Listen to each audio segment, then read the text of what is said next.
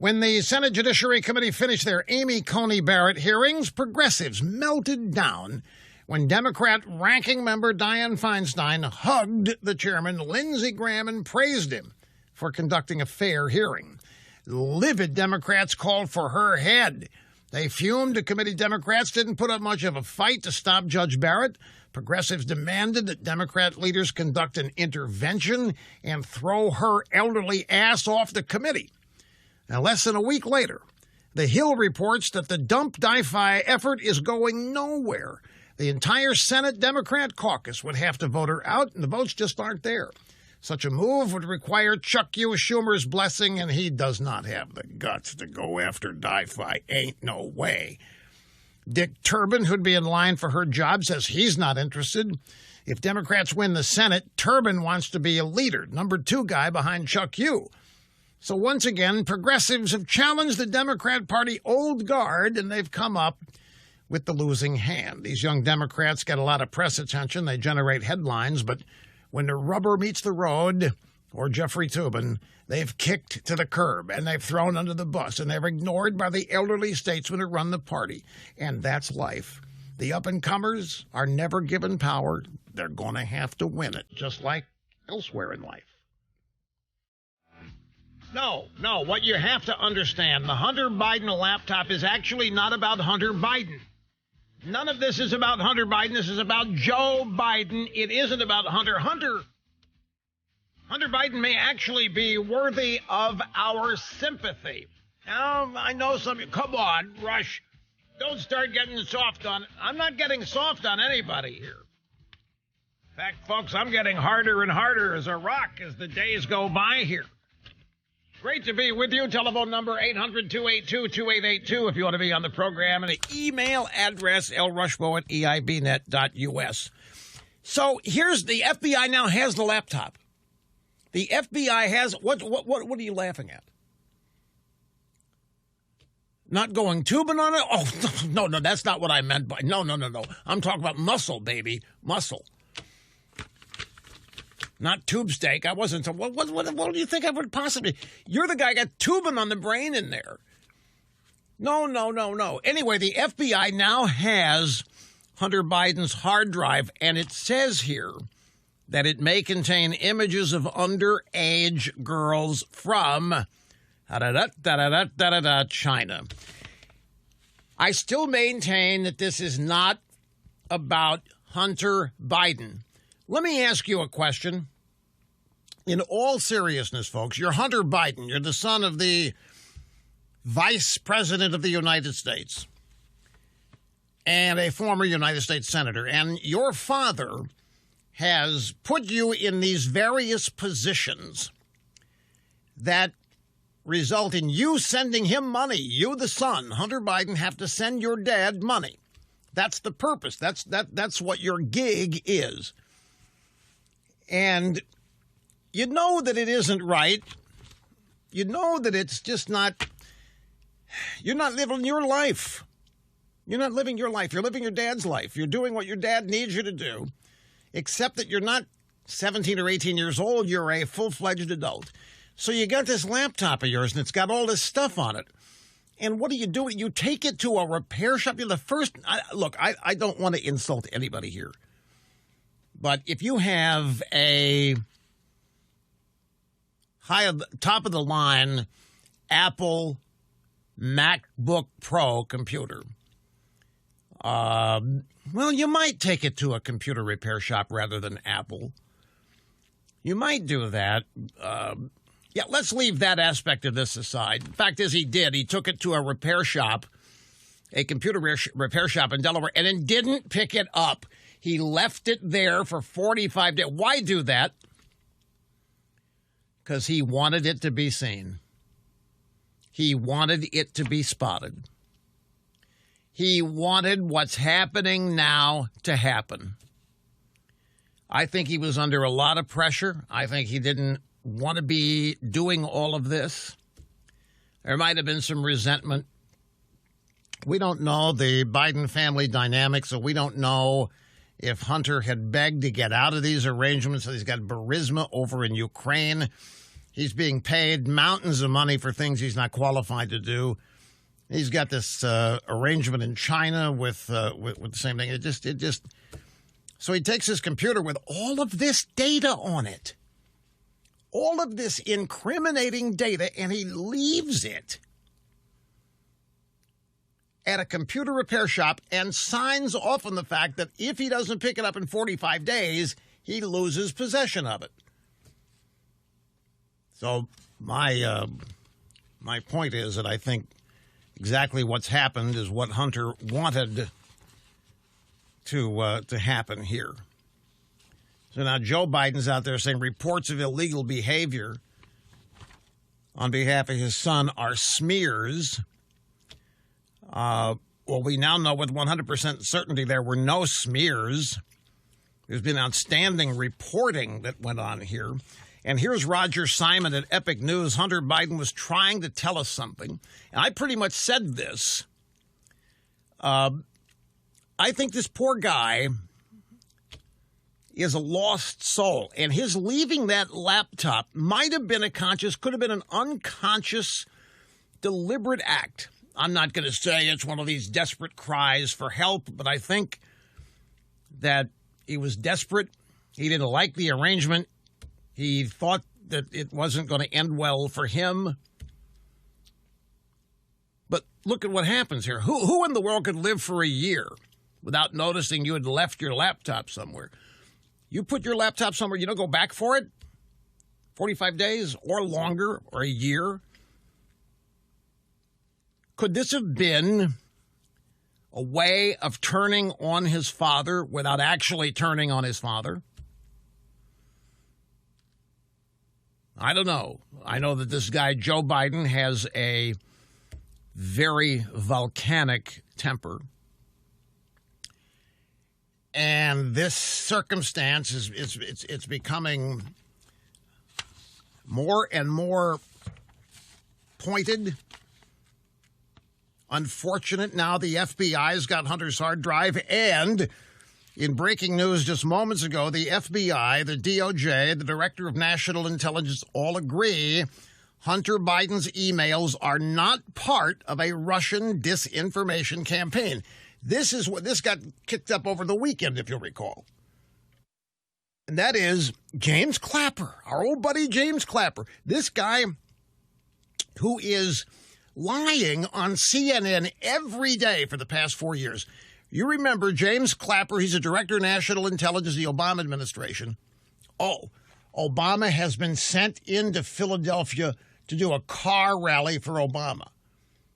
A car rally for Obama. I will explain why that's necessary in mere moments. Anyway, so you have Clapper on television every day on CNN claiming the Russians have meddled in the election. The Russians are using Trump. Trump is an agent. Trump is a tool of Vladimir Putin. He's saying all this on television. At the same time, and this is true of John Brennan of the CIA too, at the same time, these two guys are testifying under oath to various committees on Capitol Hill. And they are admitting they have not seen a shred of evidence that the Russians had anything to do with the 2016 election. It's the most amazing thing. They were lying through their teeth on television. They were lying every day. They were on TV for 3 years about Trump meddling and stealing the election, coordinating it all with the Russians. But under oath, they said they never saw one shred of evidence. So they revived this.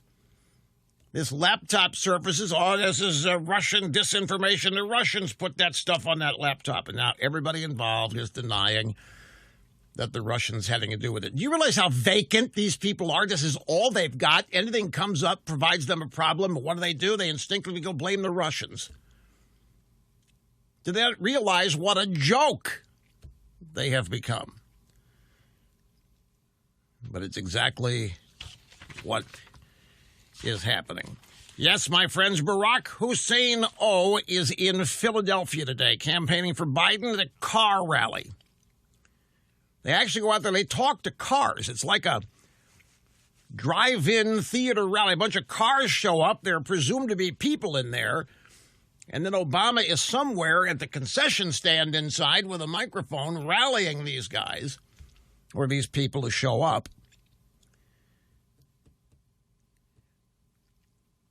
And the purpose for this, Obama is supposed to drive in votes of black men.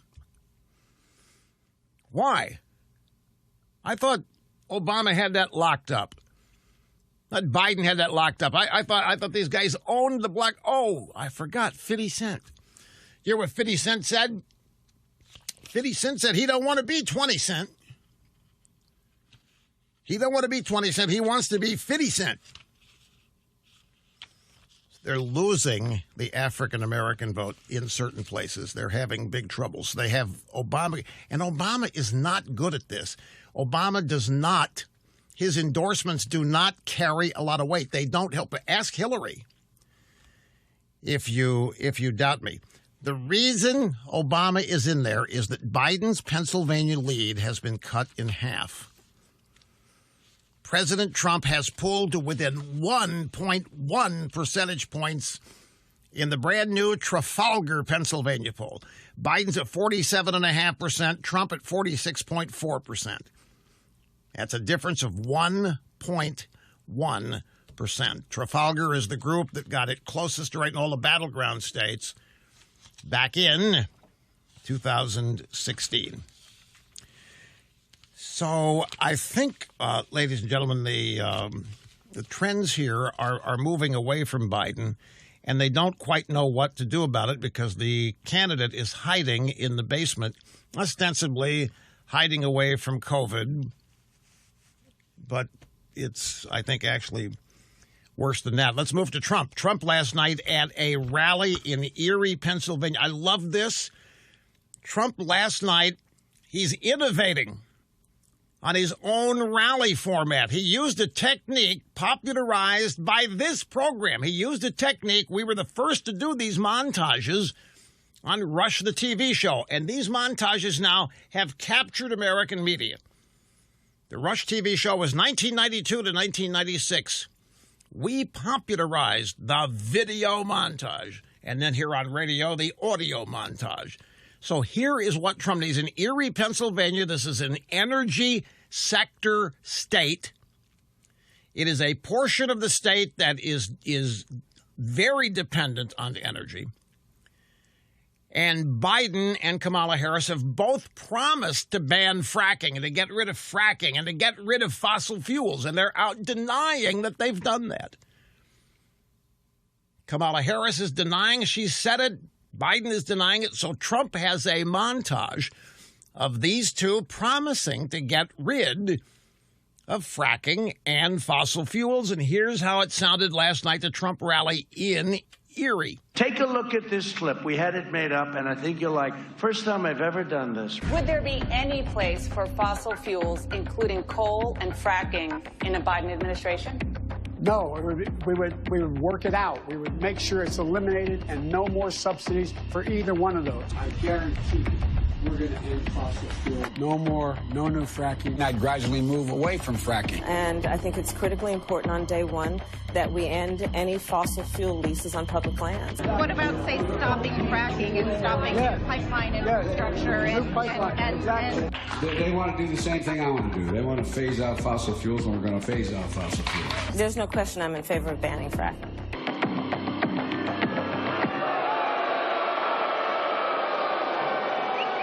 And what we don't show is his more current version. Oh, yes, we'll have fracking. And the fake news, they don't do anything about it. If Biden's elected, he will wipe out your energy industry. Only by voting for me can you save your fracking in Pennsylvania. Last night, President Trump at the rally in Erie, Pennsylvania. You ought to make an effort to see these rallies. They're not as widely televised as they used to be, but he's doing them left and right this week. And you ought to make an effort. One American Network has them every night. C-SPAN carries some of them. There's a number of places you can go. Fox will do some of the rallies. They don't go wall to wall with them, but there are plenty of places. And you really should make an effort to see these rallies, especially if you haven't seen one in a couple of weeks. It'll totally change your mind and your attitude about our chances and what's happening out there. You'll see an upbeat President Trump appearing confident, in the zone, on a roll. It's really worth your time to find these rallies as they happen and watch them. He's got them down pat, too. He comes in at about an hour, maybe just a little over an hour now. So it's, and the reason I mention this is that I was talking to a couple of people, and they were down in the dumps about things because all they're watching and seeing is mainstream media. I said, well, you're missing the rally. What rally? I don't know about a rally. I said, yeah, what rally? What rally? Now, Trump's doing 4 or 5 a day sometimes, and 2 or 3 a day. He's doing 4 or 5 in a week. I mean, you've got to make an effort to find these. They're out there, and they are being televised. Quick timeout, my friends, as we're off and running. Another excursion into broadcast excellence hosted by me. We'll be right back. My friends, there are a lot of things that I know, and there's plenty that I don't know. But one thing that I know in 2020, we have to reject this narrative, this idea that a certain race or a certain gender cannot succeed in our country. It's just bogus. This is the message of the left. The message of the left is that America hasn't changed. From the days of our founding, we are still a racist slave state. If you're African American, you're locked. You're stuck. You don't have a prayer of moving up. You don't have a chance at succeeding. If you are gay, if you're tranny, you don't have a chance of moving up. This stuff has to be dispelled. It has to be nuked. It has to be swept away. The whole notion that America's best days are behind us is silly. America's best days are always ahead of us, but that's what's on the ballot. What will America's best days be? How tough is it going to be to continue riding this massive rocket that is the United States of America? We have to reject the idea that you have to vote Democrat if you are of a certain race or background. And the way to reject this idea is to simply point to the people who have been voting Democrat for the last 50 years, and then tell people, you notice they're still complaining about the same things. They're still unhappy about the same things. They've been investing in the Democrat Party with their votes for 50 years. The Democrat Party has been promising to end discrimination, to bring about social justice, police justice, whatever justice. They've been promising to fix economic inequalities and all that. And yet, every group of people that votes for the Democrat Party is still complaining about the very things they continue to vote for the Democrat Party to fix. It is fundamentally racist and not true to say that the only chance you have, if you are of a certain race or background, is to vote Democrat. In fact, voting Democrat may be the worst thing you can do in terms of achieving the American dream, because they don't believe in the American dream anymore, folks. The whole point of the Democrat Party is to convince you it doesn't exist, that it was only ever for a very few select number of people. It was never for everybody. It was a gigantic trick. And they're trying to get you and as many people to believe that the American dream itself is phony and non-existent. Well, it's not. The American dream's still attracting millions and millions of people from all over the world every year. Take a few moments, educate yourself.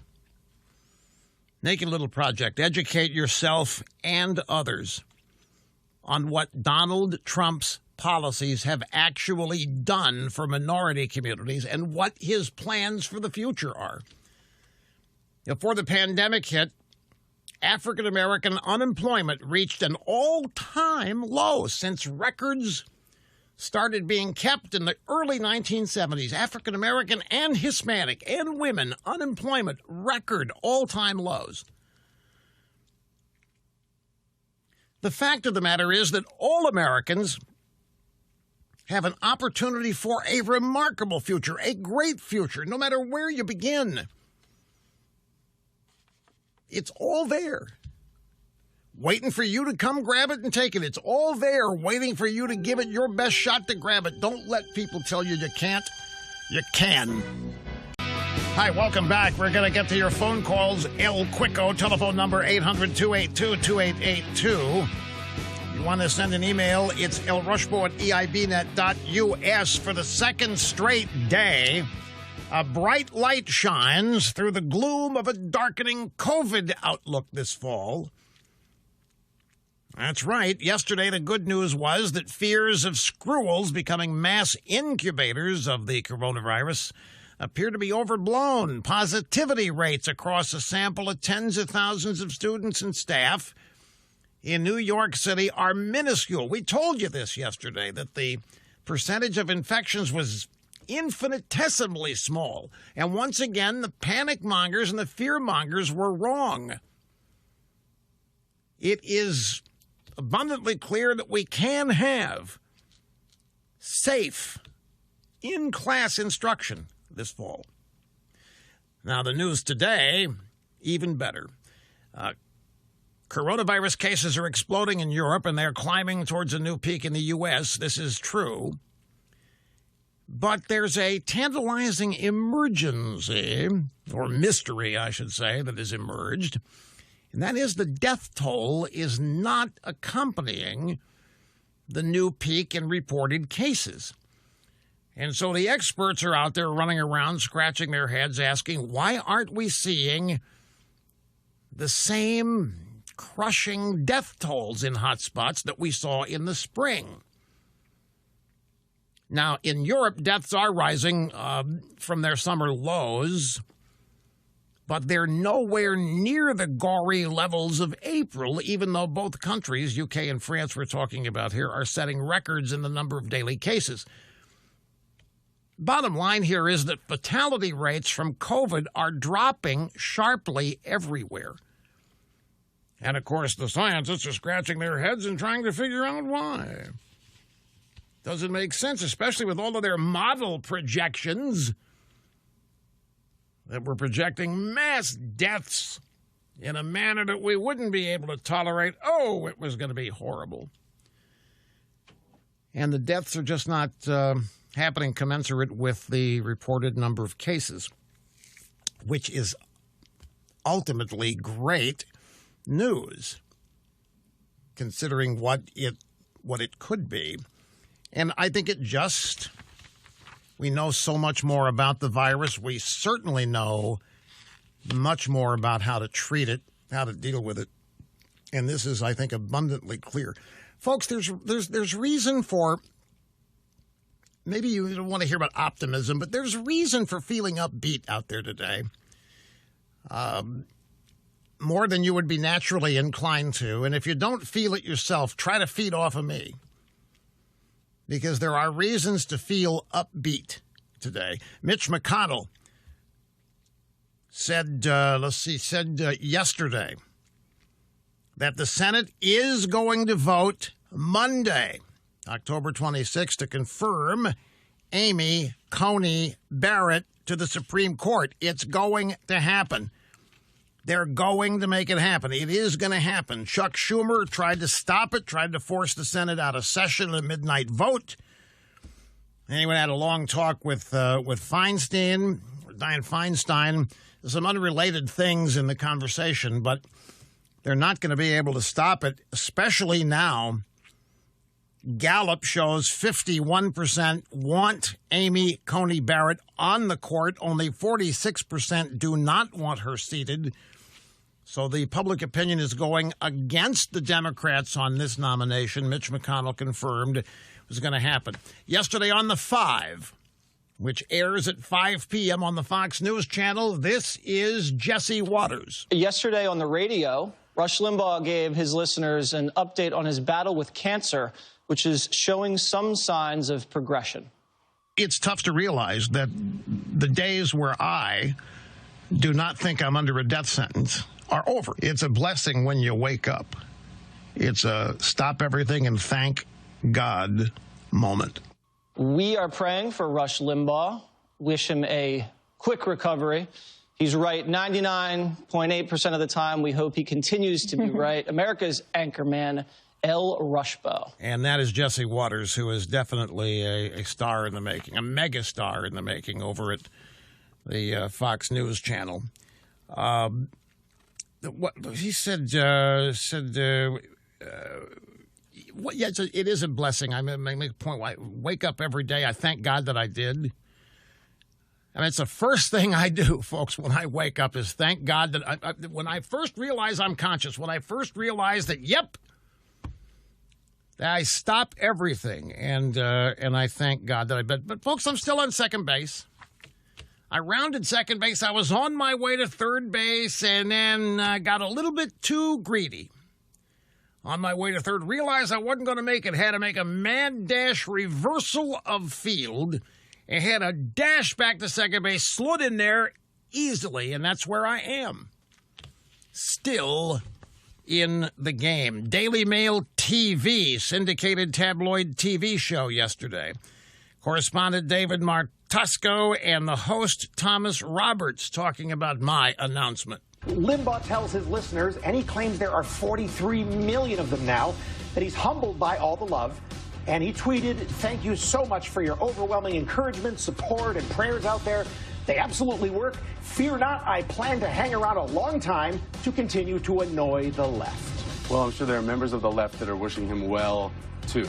Rush continuing to host that show since the diagnosis, but did admit that there are days where it is really hard, and we certainly do wish him the best. And I wanted to play this to thank these guys. Again, it's David Martusco and Thomas Roberts of the syndicated tabloid TV show Daily Mail TV.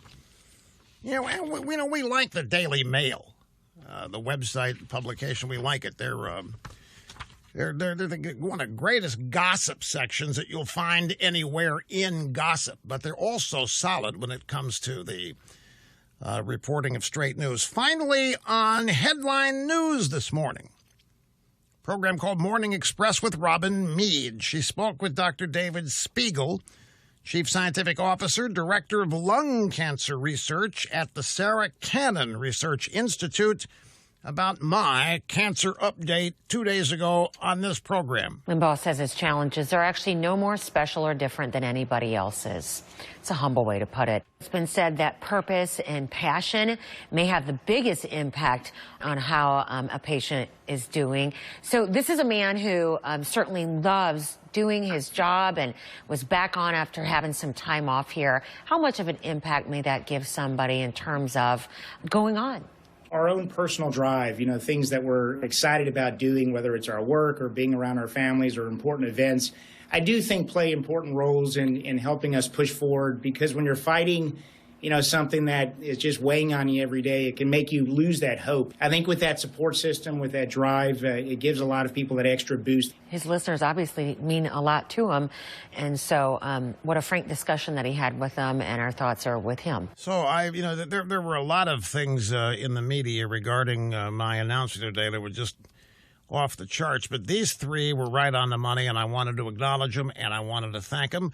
Well, I'll take a brief time out. We'll come back and continue after this. Hey, welcome back. You are part of the fastest 3 hours in media. Rush Limbaugh here behind the Golden EIB microphone, and we start on the phones in Atlanta. This is Jerry. Thank you for calling, sir, and it's great to have you. Hi. Hey, my pleasure, Rush. It's always great to hear your voice.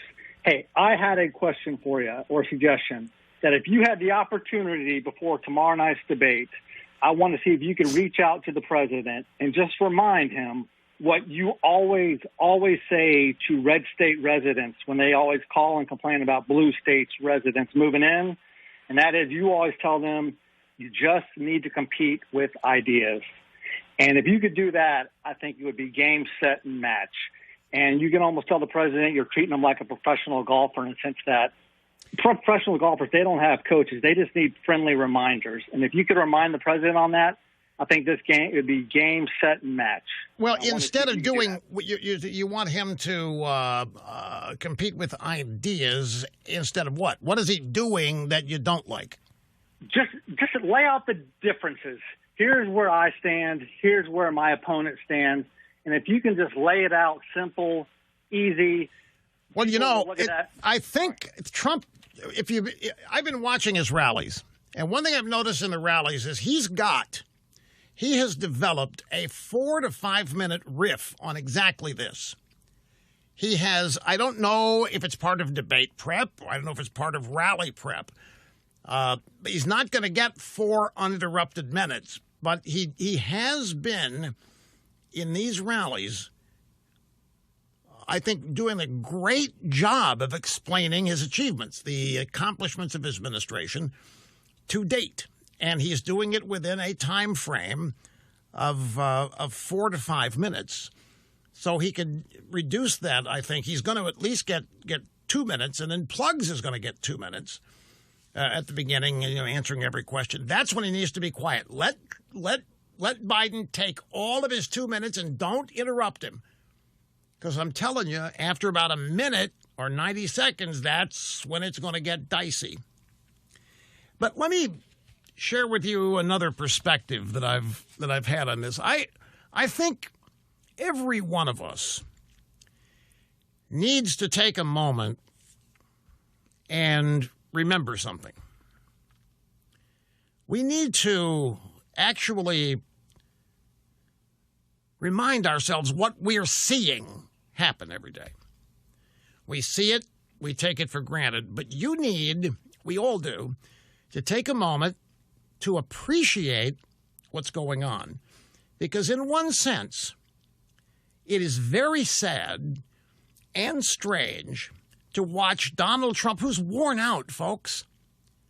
Donald Trump is still coming off COVID-19. He got over COVID-19 in a record amount of time.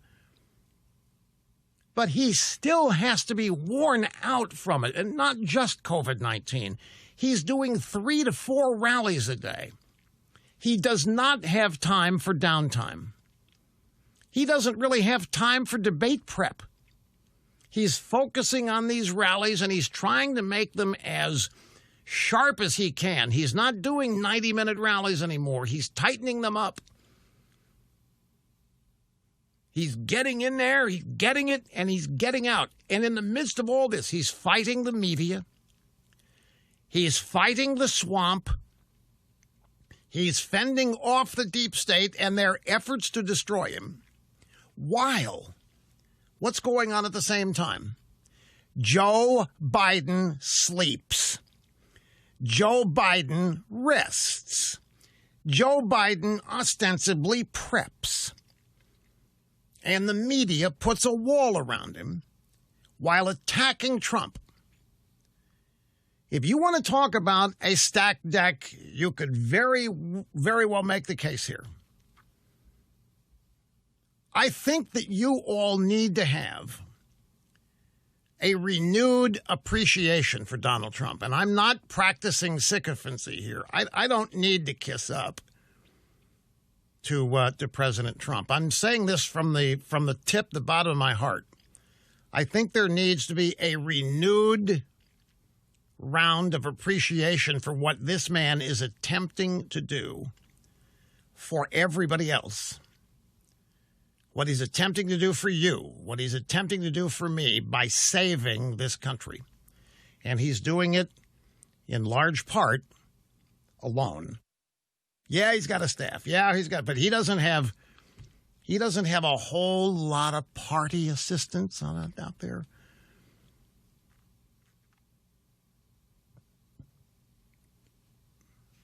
We're watching a worn out. He has to be. Even these indefatigable, even though he has more energy than any president I've ever seen, there are still limits. He's not doing this for himself. Not strictly. I'm sure he wants the achievement. I'm sure he wants the achievement of being reelected. I'm sure he wants to serve his second term. But he's doing things that none of us could do. He's doing things that very few of us would even try. 3 to 4 rallies a day. While worn out, folks. No time for downtime, no time for debate prep. And he's fending off the media like Leslie Stahl at 60 Minutes. By the way, that's who it was that called me the other day. Leslie Stahl called, and her question was, and she didn't want to talk to me on camera, will you tell your audience to be nice if the election's undecided on election night? Will you tell your audience to be calm? That's what she was going to ask me. The presumption being that you people are out of control, bunch of zombies. You're just going to run around and raise hell. You're not out of control. You're not zombies. You are the glue that keeps this country held together. They are the zombies. They are the people running around setting their own cities and towns and businesses on fire. I resent the implication that you people represent the problem in this country. You're the solution. Get up, go to work every day, do everything you can to play by the rules. You got Donald Trump out there attempting to stand up for you and make sure that the effort you're making is not wasted, that you have a country where your activity and your desires are going to be rewarded. And meanwhile, Joe Biden gets to sleep. Joe Biden gets to rest. He gets to prepare for the debate, whatever that is. The media puts up a protective wall and a moat around the guy, while attacking Trump 24/7. So I think Trump can do what you want. I think Trump is got a technique here for espousing his achievements, his issues, in a concise and limited amount of time. Here's the folks. We've had 3 years of allegations of corruption against Trump, and they have turned up nothing. 3 years of absolute nothing. The most investigated, the biggest anal exam of a human being I've ever seen in American politics. The most offensive invasions of privacy we've ever seen, and they have turned up nothing. Donald Trump, of all the people in that town, is clean as a whistle. And he has every right to make this comparison between himself and Joe Biden. He just has to be careful how he does it. Got to lower Biden's approval and raise Trump's at the same time.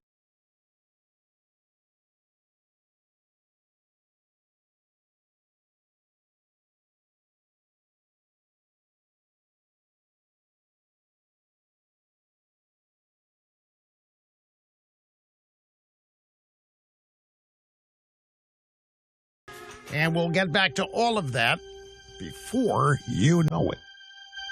And right here we are, back at it. Rush Limbaugh, where I was born to be. That's right behind the golden EIB microphone. The telephone number, if you want to be with us on the program, is 800-282-2882. The email address, lrushbo@eibnet.us.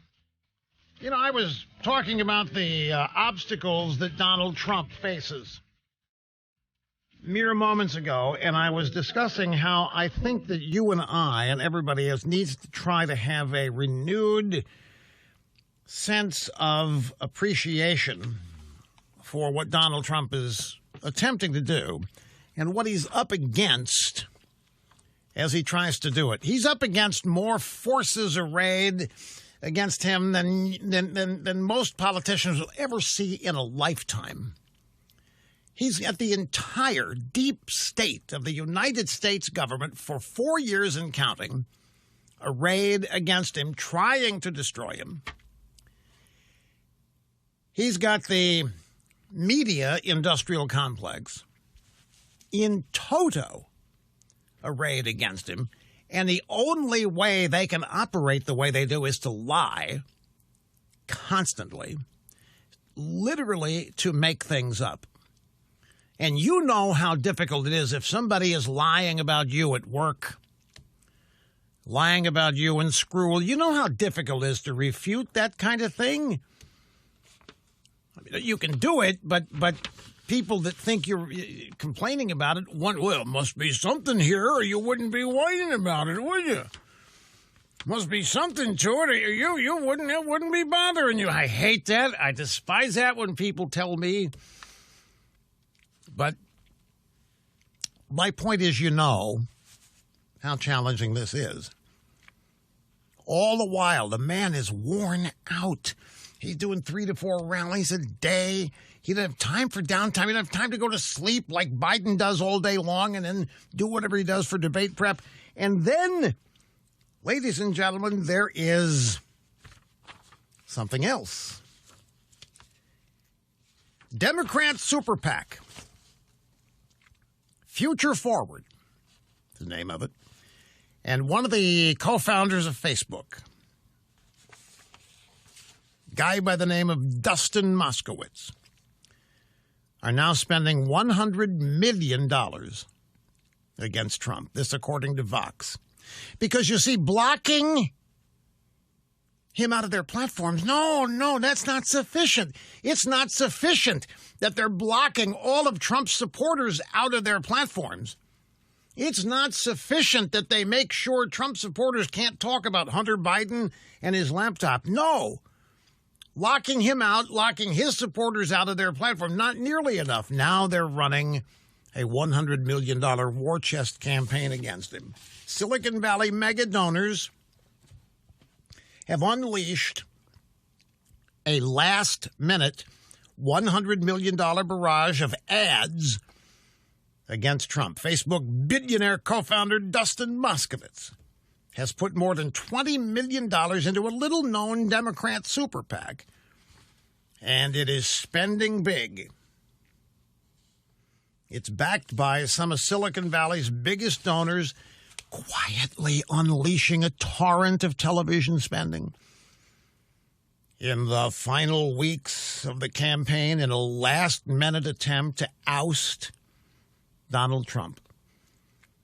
This barrage of late money, including $22 million from Dustin Moskowitz, figures among one of the most expensive and aggressive plays yet by tech billionaires who have spent years studying how to maximize the return they get from each additional dollar they spend on politics. Moskowitz is placing his single biggest public bet yet on the evidence that television ads that come just before Election Day are the best way to get your big bang for the buck.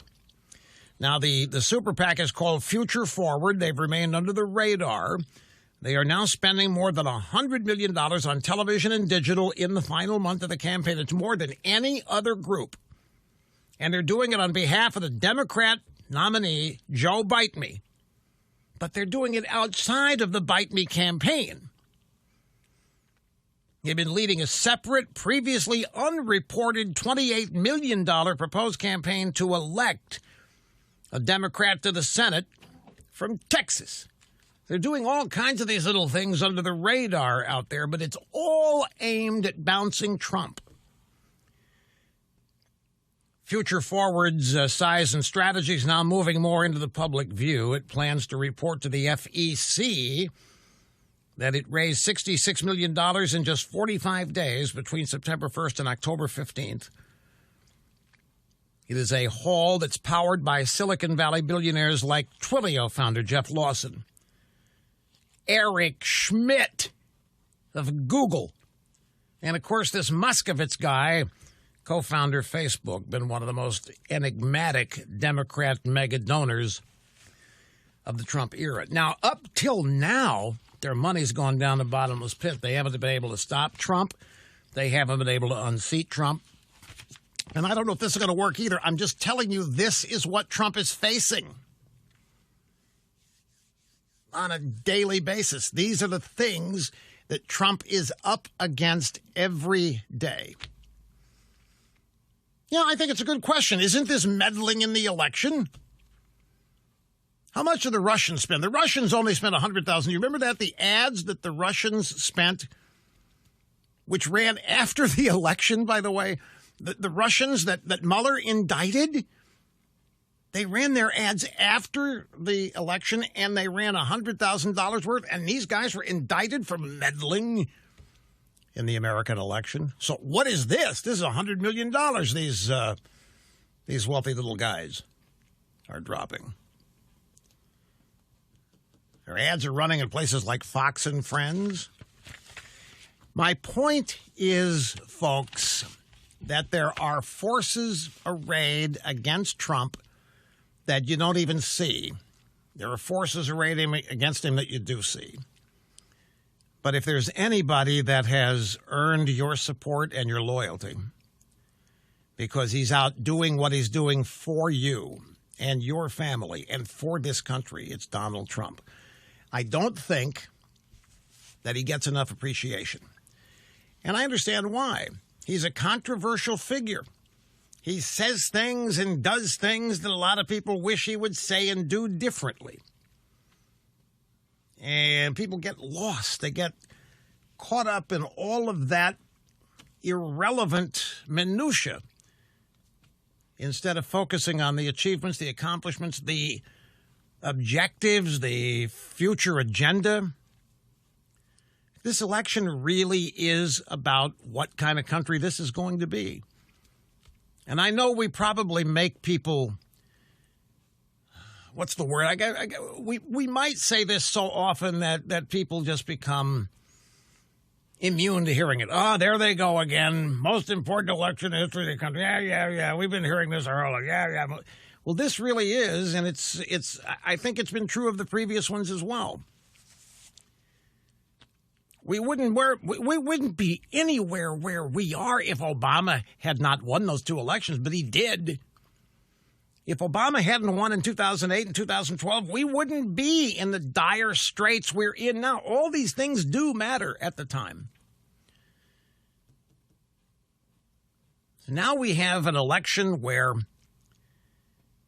we have a candidate who believes in the decency and in the goodness of the United States of America, who believes that we are the good guys, that we are the last best hope of Earth. He believes it.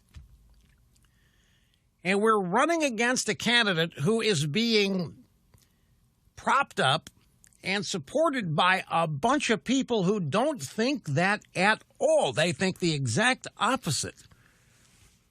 But they're not on the campaign trail. They are not putting their names or faces forward.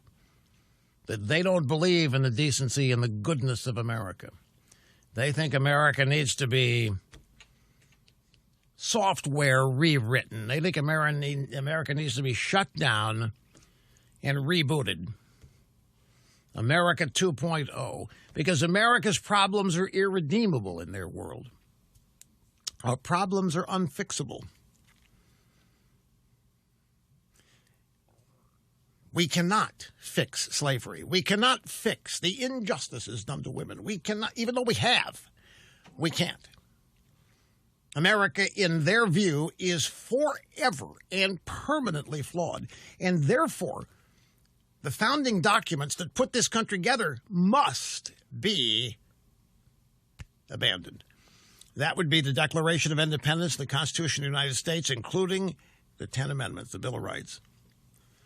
Dire circumstances, dire consequences. And that's what Donald Trump is running to protect. Now, all these polls, I've been looking at it. In the swing states, they show this race is narrowing. And if the trends that are happening now, if they continue at the current rate, Trump could end up polling even in 2 weeks, in addition to the other polls that show him near there already. Now, Victor Davis Hanson says that Trump's mission in the final debate on Thursday is to continue to accelerate his momentum, not to take risks, to melt down Joe Biden with verbal fireworks. Not, Mr. Hanson believes it would be a mistake to try to do anything designed to get Biden to flub up. Leave Biden alone, and he will. Just that's the need to pretend that Biden is there, but don't make Biden the focus. Focus on maintaining your momentum if you're President Trump. Because at this stage of the campaign, every 10 days, the campaign starts anew. This is my often made reminder that the events shaping this election haven't yet all happened.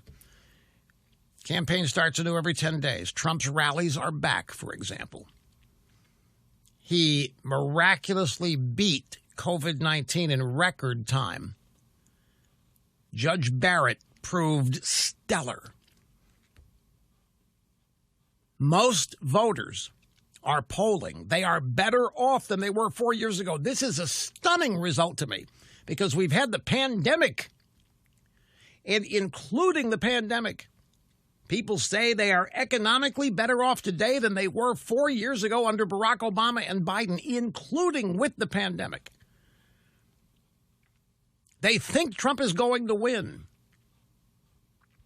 If most voters are saying these things, it's going to be increasingly difficult to believe the disconnect that they are intent on voting against somebody who will win and who will continue to make things better for them. It just doesn't make sense. They're going to vote against a guy that they think is going to win, that they understand has made things better off for them than they were 4 years ago. It doesn't make sense that voters would vote against this guy. That's what the media is asking us to believe.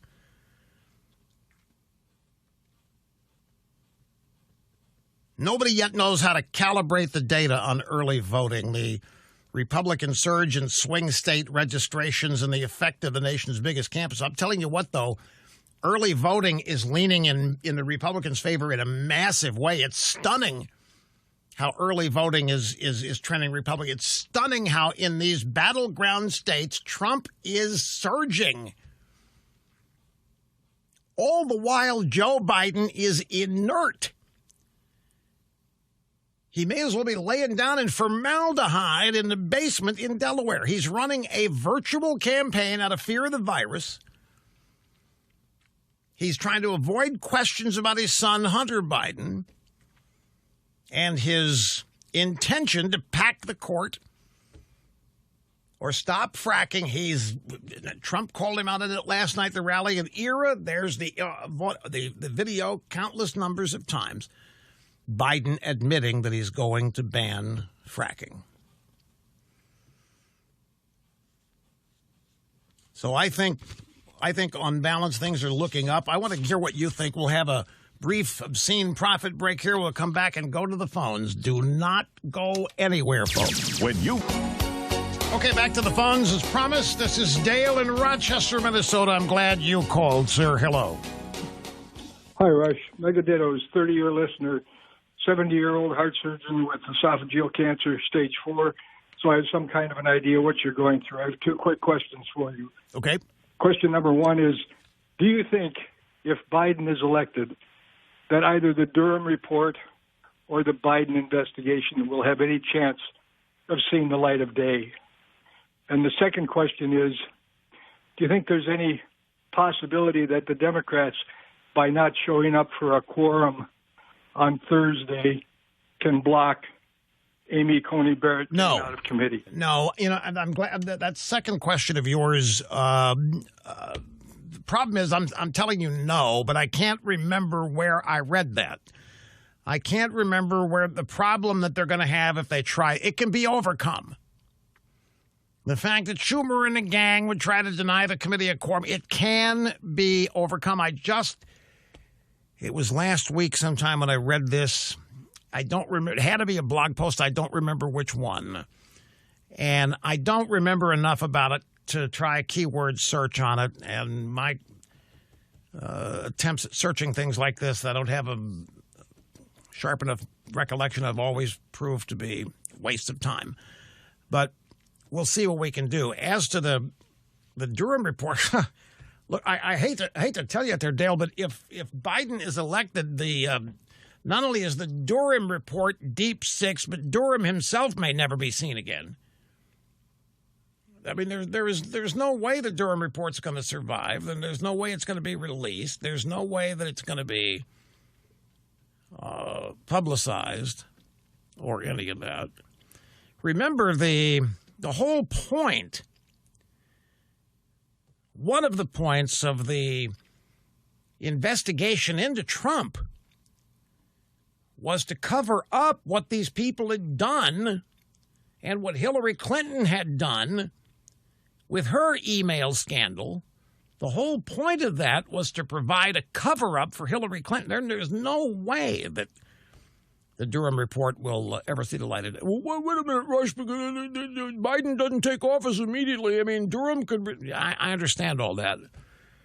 And it would involve some, trickery in the transition and so forth. And Trump would still have some... So maybe I should not just, in a blanket fashion, suggest that there won't be a Durham report, but my intelligence guided by experience tells me that don't get your hopes up. Here's Paul in Charlotte, North Carolina. Great to have you, sir. Hello. Hey, Rush. I am a devout libertarian. I am a member of the party. I give money. But this year, I am voting Trump because I am really ticked off about the riots. I mean, the Democratic reaction to the only function of government is to protect private property. And I'm so angry. I've already voted, and I voted Trump. I normally would support Jo Jorgensen, and she's a fine candidate. But this year, I voted Trump.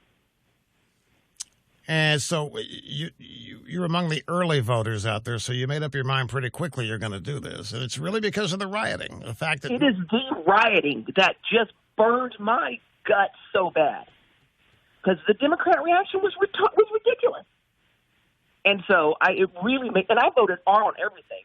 Wait, let me ask you something, Paul. Were you surprised when you saw that in these Democrat states and cities, the rioting take place? Were you surprised when the Democrat leaders in these states and cities did nothing to stop it? I am, because it's so transparent. They were trying to hurt Trump. And I don't love Trump, but I hate destruction of private property. I'm a true devout libertarian. And the only function of government is protecting property. And these guys turn their eyes for political reasons. And I love the libertarians, and I hope, they do well. But a vote against Trump, in my mind, is a vote for riot. Well, okay. I hope you've learned something from this. One of my objectives hosting this program for the last 30 years is to get people to realize 30 years ago this is who the Democrats are. You finally saw it. It finally registered with you. And I'm glad that it did, and I'm glad it resulted in your voting for Trump. Thanks for the call. I knew this was going to happen. I knew that somebody was going to make a move to try to cover up for Jeffrey Toobin. The New York Daily News has tweeted the following from one of their opinion writers. Jeffrey Toobin's history of bad sexual judgment is really about our unease with masturbation. Jeffrey Toobin didn't do anything wrong. Jeffrey Toobin got the schlong out there uncovered, and he's doing whatever he's doing. Anybody can see it during the Zoom call, and it isn't his fault. It isn't his problem. It's simply the fact that we, as a backwards bunch of Puritan-type busybodies, we have an unhealthy unease about masturbation. Some guy named Jonathan Zimmerman. Maybe you should stop feeling weird and guilty about that, because this guy teaches education and history at the University of Pennsylvania, Jonathan Zimmerman. Jeffrey Toobin's history of bad sexual judgment, really about our unease with masturbation. He didn't do anything wrong. You know, folks, protecting your identity online is now, make sure to use my name, and you'll save 25% off your first year's plan. That's LifeLock.com. Here's Patrick in Golden, Colorado. Glad you called, sir. Hello. Hi, Rush. I would love to hear other Trump supporters weigh in on the simple question, when did you know? And that's in regards to when did people realize that Donald Trump was going to be the single greatest political opportunity of our lifetime. During the 2016 primaries, I didn't take Donald Trump very seriously. I thought it was a political stunt. I didn't know who he was. Then when he became the nominee, I was honestly a little disappointed, but I slowly warmed up to him. I was a big Ted Cruz guy. Then the second. Oh, wait! Just a minute. You're being provocative. What disappointed you about Trump at first? Well, I guess it was probably more that I just didn't really know who he was, didn't believe he was serious, and I was just a yes, supporter. So didn't believe he was serious. That's yep. I hear that. And then a couple days before the second debate, Access Hollywood hit. I thought, we are screwed. We messed up big time. I tuned into that debate, and I did not expect it to go well. I thought it was over. And oh, my gosh, what did Trump do? He sat Bill's accusers in the front row. He immediately dismissed the Access Hollywood video as locker room talk, which is the freaking truth. And then he proceeded to demolish Hillary. And I could not believe what I saw and heard. I have never seen that kind of strength, spirit, fearlessness, and leadership before, and that's when I knew he was going to be the greatest president of my lifetime. And I'm so sorry for what the media and Democrats have done to him and put him through hell. And I just want to say thank you, Donald Trump, for what you've done for us. Well, that is very kind of you. So it was the second debate. It was after the Access Hollywood video, and you saw Trump show up with all these Clinton women who had accused and sitting them there in front of Hillary. And by virtue of that, rattling her, taking control of the situation and not letting it have its usual effect on a candidate. That was brilliant, I have to tell you. I've just never seen someone fight like that, and that would have taken out anybody else, and I just couldn't believe that he was able to beat that back in that fashion, and that's when I knew. And I feel like a lot of hardcore Trump supporters warmed up to him, and then there came a certain point when they just knew, and it hit them, and that was it really is it's a great question. His question is, when did you various Trump supporters out there, when did you know? When did you know that Trump could win? And thus, you were going to get behind him and vote for him. When did you know that? I'll tell you when I knew it. I have announced this on previous broadcast occasions.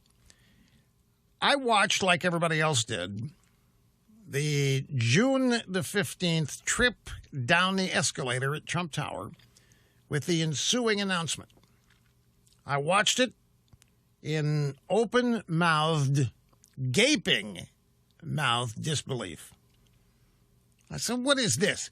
There is nobody serious about winning the presidency that is going to do it this way. But I kept watching. And that whole announcement built and built and built. It did not start off big and taper off. It built and built and built. And then I saw, within a few days, massive supportive reaction to Trump's announcement introductory speech. And then about a week later, here came the first series of polls. And the first series of polls had Trump dominating. The people that saw that announcement literally ate it up. They loved it. And I said at that point, he can win. This guy can pull this off. This is the kind of thing, the things that he said on June 15th are the kind of things millions of Americans think. Wouldn't dare say them to anybody. And here comes some guy running for the presidency on the basis of these outrageous things, the dangers that immigration is causing to our society, our culture, our country. Illegal immigration, the type of people, the criminals that make up illegal immigration. People ate it up. When I saw the first series of polls, I said, well, that's it. I think he's going to win this if he's serious about it and stays in. And I still wasn't sure, 2 weeks, 3 weeks in that he was serious about staying in. There was a lot of talk about it was a PR stunt, trying to set up a new TV show, The Apprentice Junior, whatever it was. But no, it turned out to be he was dead serious. Now, when the Access Hollywood video hit, the only thing that scared me about the Access Hollywood video bit was that the campaign people around Trump would have him deal with it the wrong way. And that's when I did something that I had not done. I had never reached out to their campaign. Whatever I had to say or think about the campaign, I said it here. But I knew who the people were, knew how to reach them, so I fired off emails. I said, whatever you do, do not apologize for this. Whatever you do, do not express regret for this at all, and I'll tell you why. This is an October surprise. The American voter is sick and tired of things like this dropping on a campaign with 2 weeks left affecting the election outcome. This kind of election meddling they hate. I said, if you people in the Trump, if you hang tough, this is not going to hurt you. You can win this thing. You can triumph over this thing. I firmly believed it. I really believe the American people are fed up with these October surprises. They're fed up with this stuff. They work on some people. But I knew that the devoted, look, I knew the bond that Trump had developed with his voters, and there was no way that anybody was going to break that bond except Donald Trump. No way. The media couldn't do it. The Democrats couldn't do it. We've been there, done. I've said all this countless times. And I said, this is not going to constitute breaking the bond as long as he doesn't go all wishy-washy and apologize. And he didn't. It was tough going in there. It was tough going for a while. For a couple of days inside the campaign, because there are instincts that naturally occur to, oh my God, I got to apologize. No, don't. Whatever you do, don't do it. And I had 3 people in the campaign get back to me. Thank you so much for your thoughts. Thank you so much thank you so much. We appreciate. We're the biggest fans. When you talk about Rush Limbaugh fans, put me at the top of the list. But that was as far as any of the response went. Just acknowledging that I had told them, do not apologize. Do not back off of this. Get past it. It happened.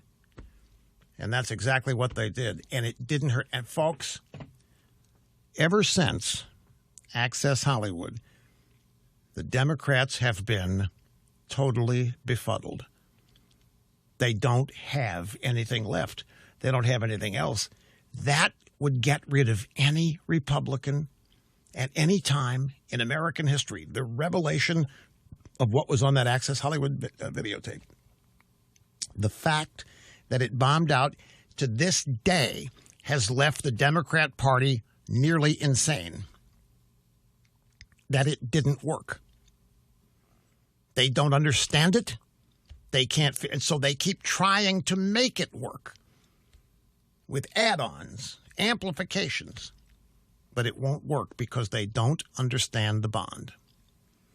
They don't understand this unbreakable bond Donald Trump has with his voters.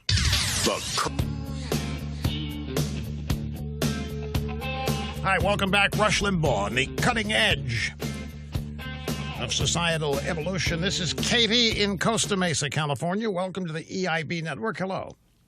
Hello, Rush. Mega dittos. And I just wanted to tell you, I've been listening to you. I'm 45 years old, and my mom used to listen to you, so it's been 30 years now. And I'm just praying so hard for you and hoping for a recovery and sending you love and light. Thank you very much. I really, really appreciate that. Thank you so much. Absolutely. What I wanted to say is I did not grow up in California, but I grew up in Nebraska, and I've lived here now for 20 years. And on Saturday, I was signing a recall for Governor Newsom at a Target parking lot and was verbally attacked and called a racist by a Biden supporter and her young daughter. and to the point where it got so bad I had to call the police. And it was horrible, and my children saw it. But the very next day, I took my kids with no more fear to go down to Newport Beach, and they saw the president 2 times. And for hours, I stood with my sister and her 2 children, and we showed them the difference between 2 days. And my question to you is, because of that, it gave me a little hope.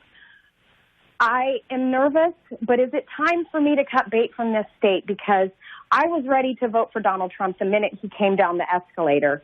And that is because I saw the difference in the states in this country and how this one is ran. And it's been ran into the ground, which was why I was signing the recall. But let me ask you this. Do you think if I have hope for my children, do I need to leave California? These are deeply personal questions, and I don't have nearly the information about your life there that I would need to make an honest assessment. If you're getting beat up in parking lots simply for attempting to engage in the political process, that of course is not good. I think the economic circumstances in California, I love California. I would no more move there right now, and I can afford it. I can afford to pay their exorbitant tax rate. I just refuse to do it. I have a lot of friends in California that I would love spending time with, but I'm not going to do it. I'm just not.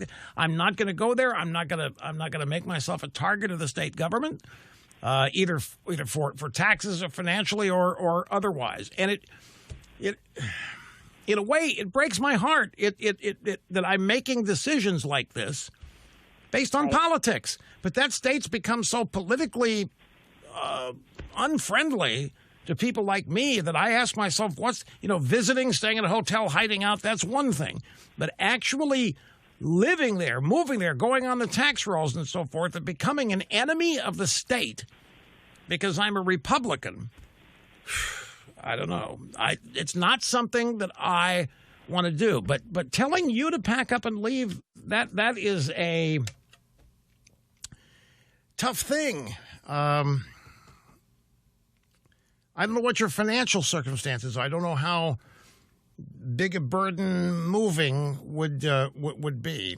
But I'm not trying to cop out. I'm actually trying to be responsible about my instinctive answer is to get the hell out. But I can't say that in good faith because I don't know enough. The Center. It is the fastest 3 hours in media. And we are racing on. The second hour is effectively over, but there's another one straight ahead of us. And we'll take a brief break here at the top and come back and continue. So stay with us, folks. Thank you. Hi, and welcome back. Rush Limbaugh, America's real anchorman, the truth detector, doctor of democracy, meeting and surpassing all audience expectations every day.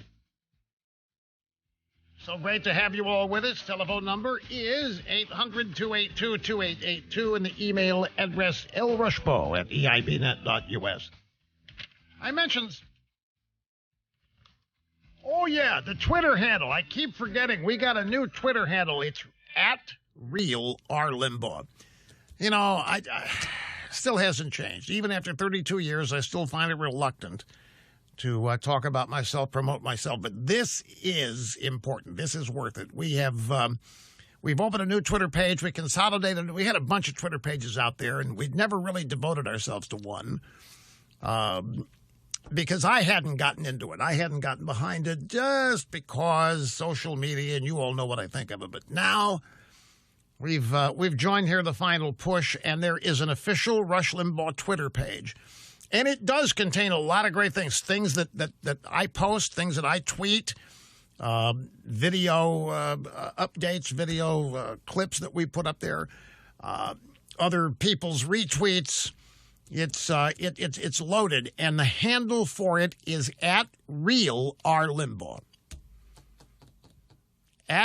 @RealRLimbaugh. Now, I was mentioning here, Victor Davis Hanson has a piece that posted just around noon at National Review Online, and it's It's I guess you describe it as an advice piece for Trump and the debate. And when I say it's an advice piece, don't think that Victor is being presumptuous. It's not that at all. It's just he's like every one of us. He wants Trump to excel. He wants Trump to smoke Biden. He wants Trump to mop the floor with Biden. He wants this debate to be the end of the campaign. That's how much we all want this debate to be a win-win for Donald Trump. And I was going through some of the things in Victor's piece earlier, and I touched on one of them. Let me just read what he wrote rather than paraphrase it myself. From his frenetic pace on the campaign trail, Donald Trump has mastered 4 to 5 minutes of reviewing his record. And it is one that he can run on and win. And here's what it is: expanding the economy, stopping most illegal immigration, empowering minorities economically in historical fashion, making superb judicial appointments, recalibrating U.S. foreign policy on Iran and the Middle East, confronting the Chi-Coms, restoring the industrial heartland, and ending optional overseas interventions while increasing the military budget. And he can recount all of this with we rather than I, as he so often does on the campaign trail. Now, let's go through these, because this is I think, I love Victor Davis Hanson, and I marvel at his ability to write like he marvels at my ability to speak. This is just excellent. This has everything that Trump needs to say when recounting his record. And he's mastered the point is that Trump can do this off the top of his head because he's been doing it in the rallies. 4 to 5 minute review of his record. Expanding the economy. There's nobody else that can say this. Trump has the goods. He's got the data. He expanded a failing economy that he inherited from Obama. Remember, Obama and his team, including Biden, were trying to tell us that there was a new era.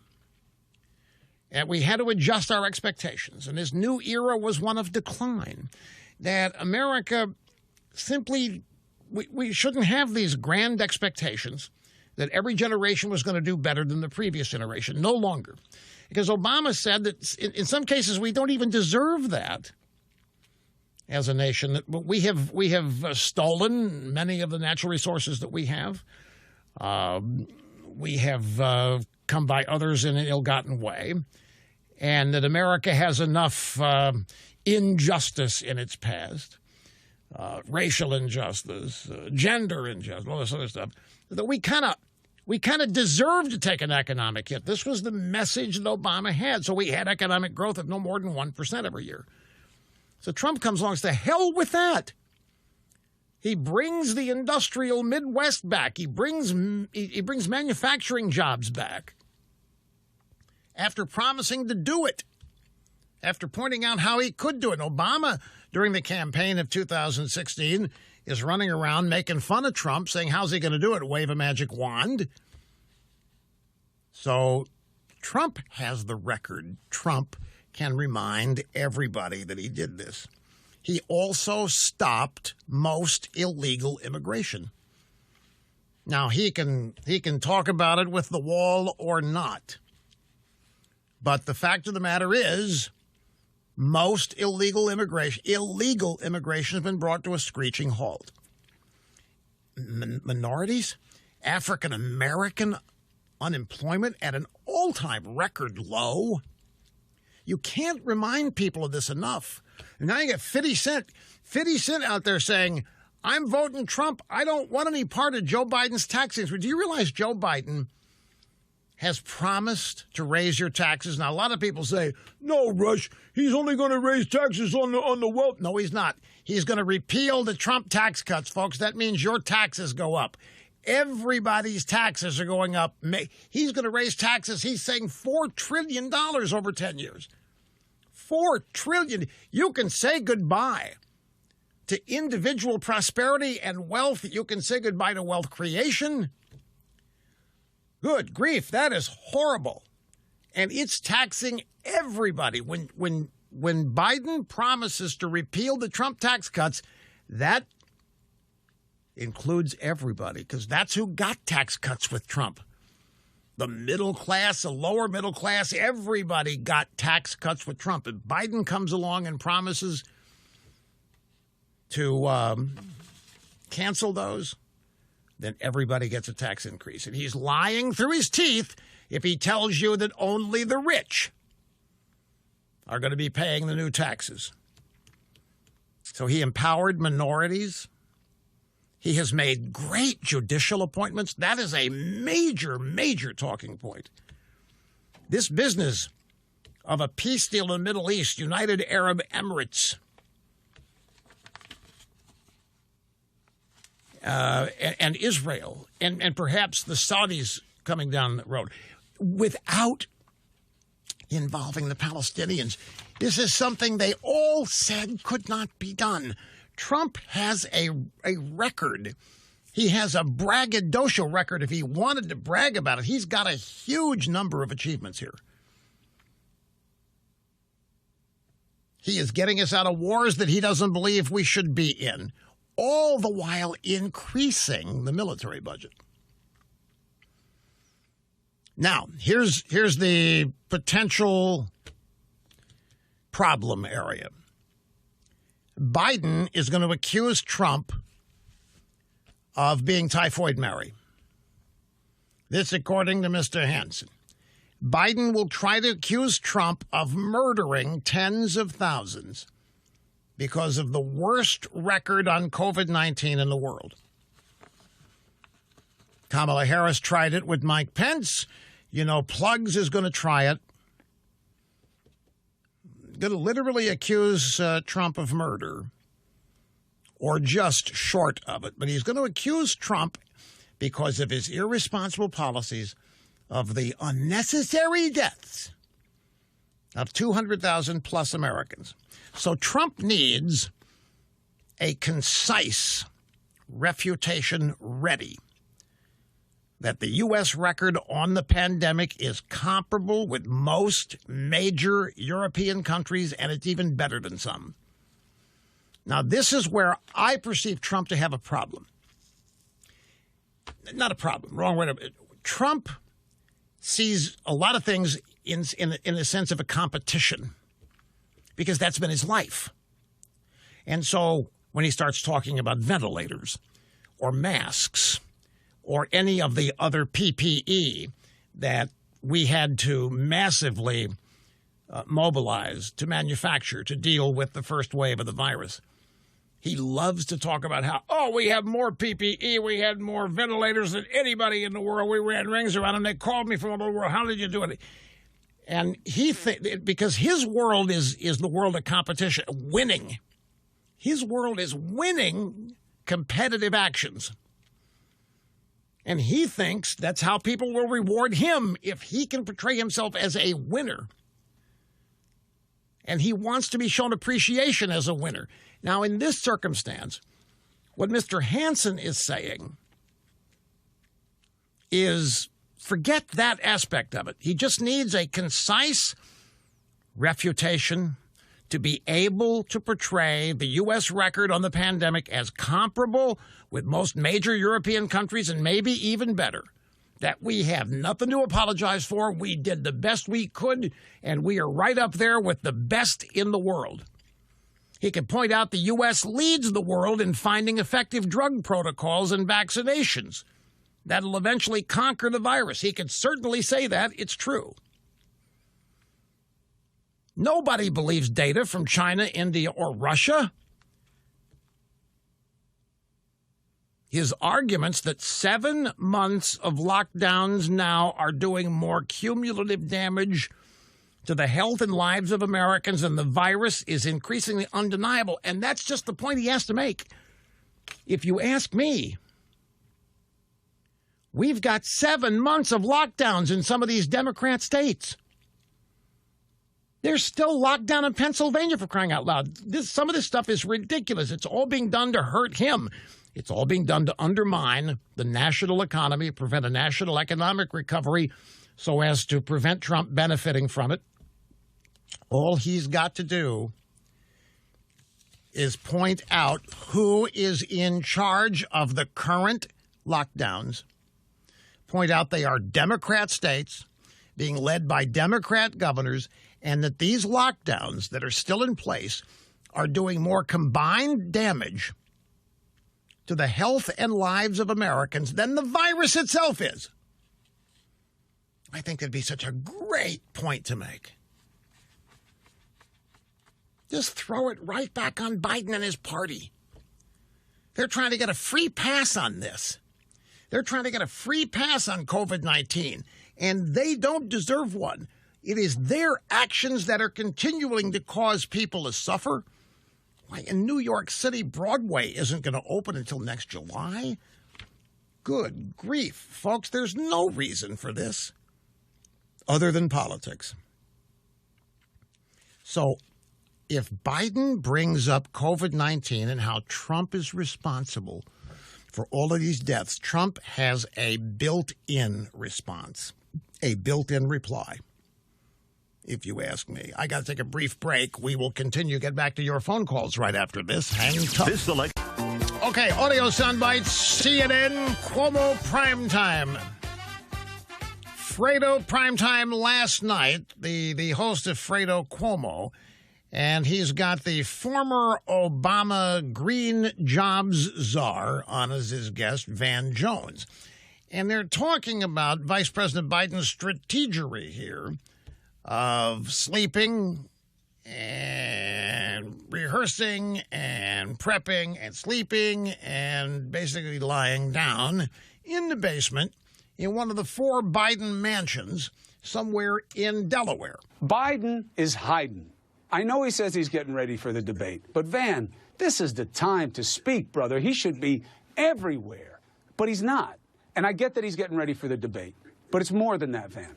Look, I would love to see him more. I'd love to see Kamala more. Trump is doing 27 rallies an hour. He's all over the place. I agree with you. He's on Zoom calls all day. He's shoring up his support in places. Instead of broadcasting and fighting with Trump, he's narrowcasting to his campaign. I'm saying he should be here right now, and he should be talking to me about this stuff. Kamala Harris should be doing it. Look, this is more than Fredo being jealous that Biden's not calling, and this is more. These guys understand there's a problem here. And, folks, the more this campaign gets closer to Election Day, the more identical it appears to 2016.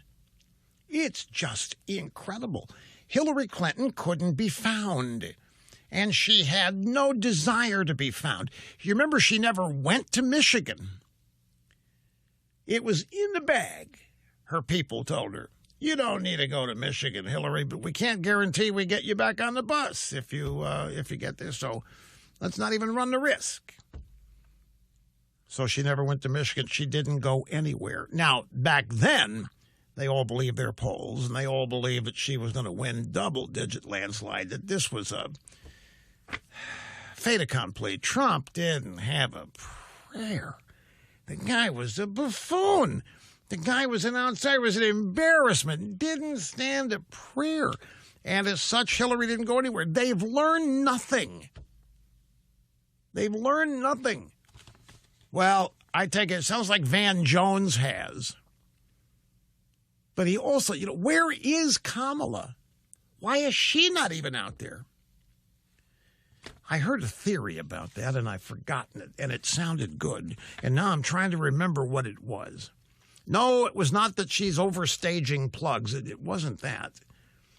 Something about she's got a bad temper as well. I don't. Regardless, where is she? These people clearly are running out of the clock on something. They don't think they have to campaign. And, folks, it's down to what I told you yesterday. They are not even taking the time to give people reasons to vote for them. They are running a referendum election. They're running as though they are generic ballot holders. They're just people with the D next to their name, and that's their strength, and that's what they're running on.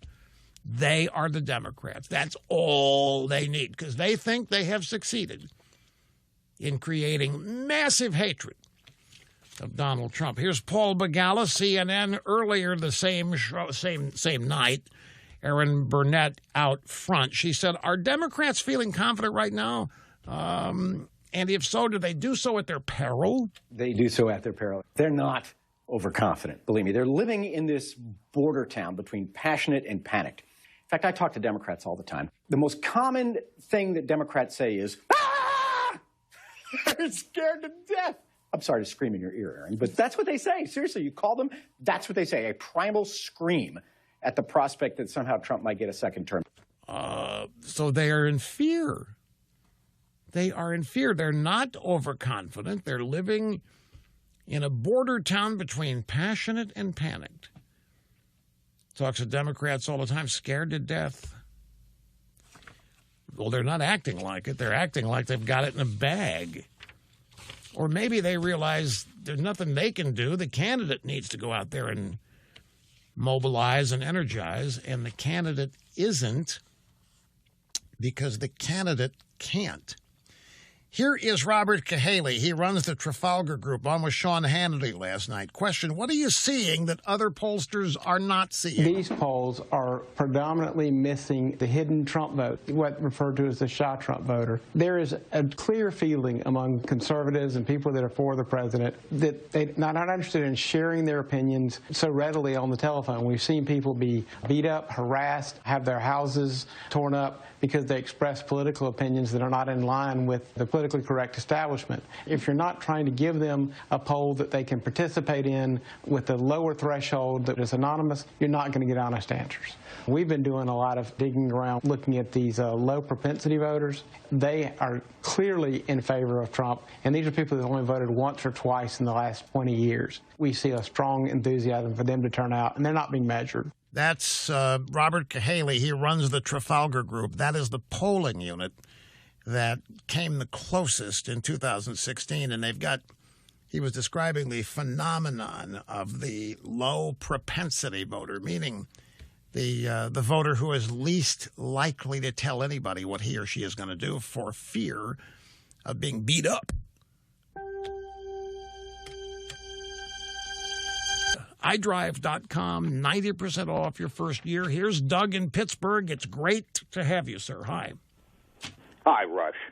I just wanted you to know that I've been listening to you since the old days of Pittsburgh, KQV. I'm a follower from that far back. Holy smokes, you are going back to the 1970s. Oh, and it was so much fun. It still is. I mean, it obviously is. Mr. Snerdley warned me I better get right to the point. But let me just say this, Rush. The sign of a great leader is a leader that has the courage to make other people laugh while they themselves are in the face of adversity. And you sure do that. You know, it's just wonderful. You're so cheerful. Your commentary on Tubin, when you were reading that article by Zimmerman, had me rolling on the floor. Your tone of voice was so contemptuous. It was delicious. It was just so great. Well, right. It's our problem with masturbation. Tubin didn't do anything wrong. Yeah, and maybe... And I'm imagining Michael Jackson singing Beat It there in the background. Do you think Zimmerman could do a follow-up article? Yeah, right. Advising the news babes on CNN to maybe follow Tubin's example? I don't know. That might be too rude. But my point... Rush, my heart jumped a beat with joy when I heard you opening, as it always does, that the FBI has Hunter's laptop or hard drive. But then I'm crestfallen because I know immediately, I say to myself, and nothing's going to happen. Nobody's going to do anything about it. Christopher Wray is going to sit on that, and he's going to BS Congress people and say, oh, we're getting to it, and then Barr, okay?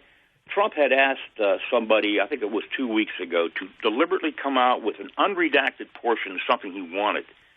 And so they resent it back to him, totally redacted again. I mean, it just refusing to obey, the commander-in-chief. And Barr We haven't heard from Barr. What are they doing? I don't understand. The Durham thing's bad enough, but then Barr won't even say anything about this laptop. I just wanted to know if you had any comment on it. Well, I don't know what they're doing specifically. You mean with the Hunter Biden laptop? That's what you want to know? What I think they're doing with it?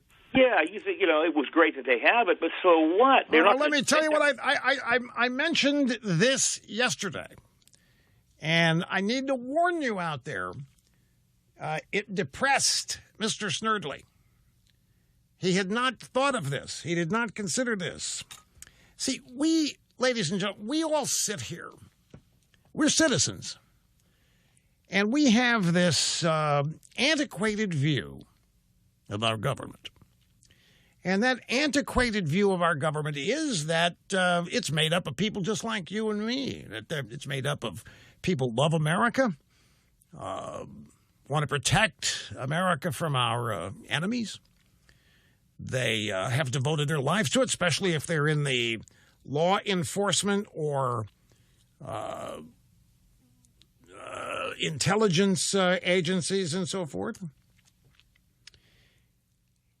And we think that they have tools at their disposal that we don't. I mean, they're the FBI, or they are the CIA, or they're the Defense Intelligence Agency.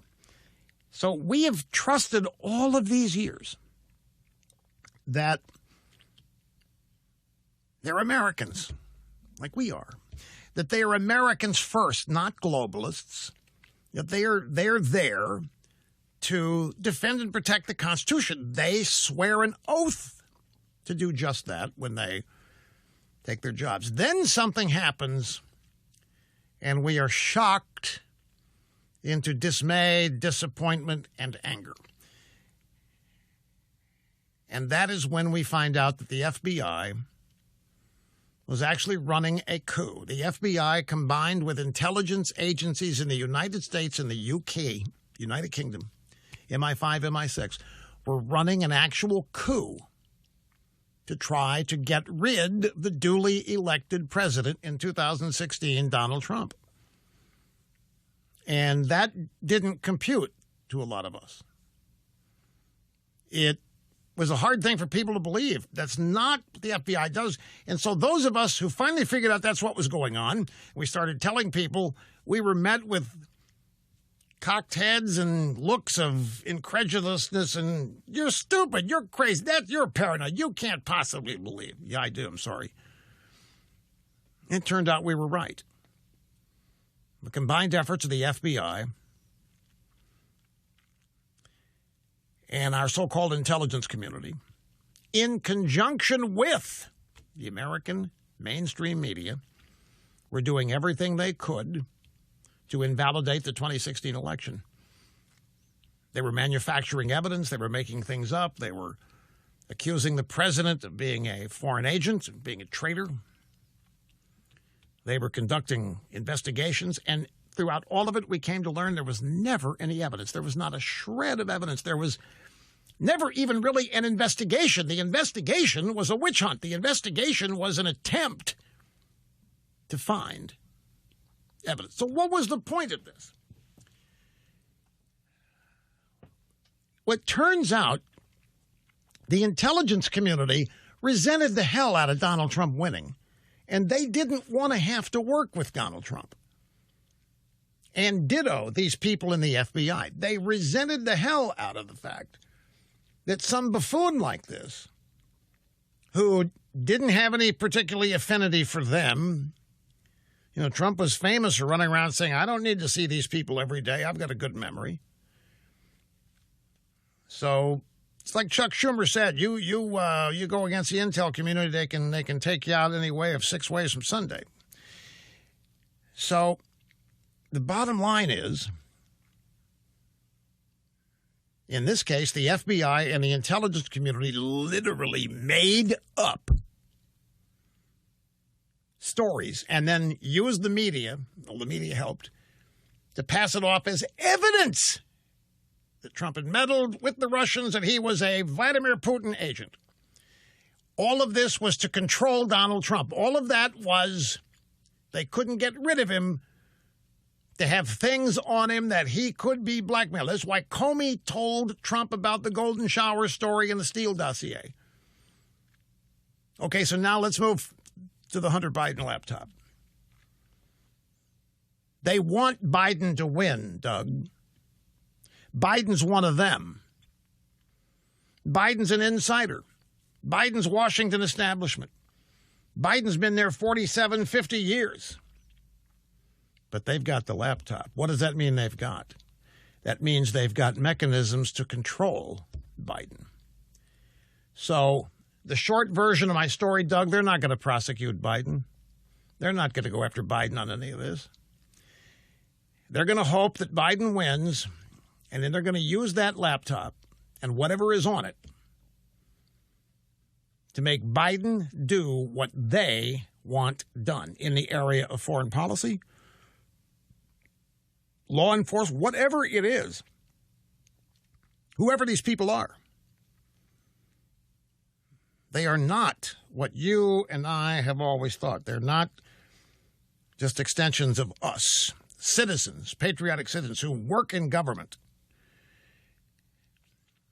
These are people who want the power of the government without having to run for office to get it. They've had the Hunter Biden laptop for how long? They haven't done diddly squat with it. Don't intend to. They want to be able to control Joe Biden with it, and by extension, whoever comes and follows him. At any rate, that's my theory, and I think there's a lot of validity to it, simply based on what we've seen with the Russian mess. Let me take a break. We will be back shortly. Hang on. All right, now that last opinion I just uttered was just that, an opinion. I don't know anything other than my own intelligence guided by experience. And I know what this Russia-Trump meddling scandal was. It was a coup. It was an attempt to overturn the election results of 2016, and that having failed, it was an effort to control Trump and to make sure that he was not able to run his Make America Great agenda, that he was not able to take America back to its historical greatness. They don't want any part of that. They want a globalist government, a globalist world where the United States is just one of many nations. But beyond the rest of it, just my opinion, I have no evidence of it. Just sharing with you an opinion. Here's Gary in Marietta, Ohio. It's great to have you, sir. Hello. Hello, Mr. Limbaugh. Thank you so much for taking my call. I just wanted to let you know that I've been listening to you for 30 years, and I'm only 45 years old, like your caller from California. So I've been listening to you since I was 15 years old. My wife and I have two very, very young children that just reached school age. And this year, we're actually buying them for Christmas the entire series of Rush Revere books to help teach them how to read. Oh, well, sure that God bless you. God, well, thank you, sir. The profound impact that you've had on my life goes on to their life and the next generation. Well, let me tell you what, when we finish here, don't hang up. I want to get a shipping address so we can send you a goodie package for your kids from the Revere neighborhood. We got a special little thing that we put together for just these occasions. So don't hang up. Oh, my gosh, it's so generous. Thank you so much. You bet. The point I wanted to make, I think that President Trump actually won the election last night. I was watching Fox News, which I don't watch very often anymore. I don't watch any media. But I turned to it just to kill some time, and I saw the beginning of his rally. And when he went to the big screen to show the montage, I actually welled up with tears in my eyes. And I'd sent my wife a text message that told her that history was made tonight because he had taken a page out of your playbook and had been able to compare and contrast it, and the media can never stop that from getting out. And as long as he does that, I think this election is over. I think he's won it. There are a lot of voters out there like myself that have developed a very emotional connection with President Trump. We watch him every day get beat up, day after day. And what was it about this? What was it about that video that made you think the election was won? It was put over the top. It was just finally someone's able to show the two faces of Joe Biden. You did it on your TV show all the time. I think that's one of the things that made you so popular was that you were able to take a politician and say, you're saying this today, but this is what you said a week ago, and show it. So there's truth to it. And President Trump did that. And, I have a very emotional connection with him. I watch him get beat up every day, and every day he chooses to get up and do it again when he doesn't have to. He could walk away from this job anytime he wants and go back to a life that I could only dream to aspire to. But he chooses to do this, and it's out of nothing less than pure patriotism and love of his country. And I think it was one last night, and if he keeps doing that, I don't think... Well, let me explain to people what you're talking about. That do not hang up here, Gary. Whatever you do, Mr. Snerdley is going to be picking the phone back up here. Last night, the president incorporated innovation in his rallies. He played a montage video. Rush Limbaugh, the TV show, popularized the montage video back 1992 to 1996. We had the famous Bill Clinton montage video where he going into the Ron Brown Memorial and then sees a camera and immediately starts faking crying. Anyway, Trump played video of Kamala Harris and Joe Biden promising to end fracking, and they're out there denying it. They're out there saying they're not going to do it. He played video of them over and over promising to do it. We'll take a break, come back and wrap it up. Look at this. John Kasich and Jeff Flake. These are two people that Biden says he's going to appoint to his cabinet if he wins. Are you kidding me? This is how he thinks he's going to win? John Kasich and Jeff Flake? Holy smokes. We're going to delve into this tomorrow, ladies and gentlemen, as a big program arrives and unfolds before your very eyes and ears at noon Eastern. We will see you then.